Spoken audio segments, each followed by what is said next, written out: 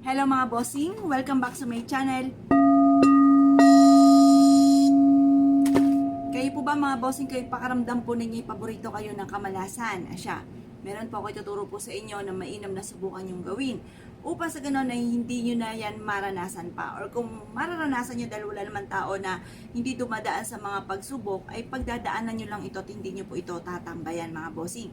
Ano po ba itong aking sinasabing ito mga bossing? Dahil maaaring kayo po ay kaya lagi pong parang pakaramdam ninyo yung minamalas or parang lubog pa rin sa pagkakautang bagamat kayo po ay napakasipag na tao, mainam na subukan nyo po ito mga bossing. Ano po ba ito mga bossing? Huwag na huwag kayong magpapawala sa inyo pong silid po nito kahit maliliit na buti lamang. Ito pa mga bossing ko ay ang ating luya. Ang luya at ganoon din ang ating tanglad at sabayan nyo pa ito mga bossing ko ng asin.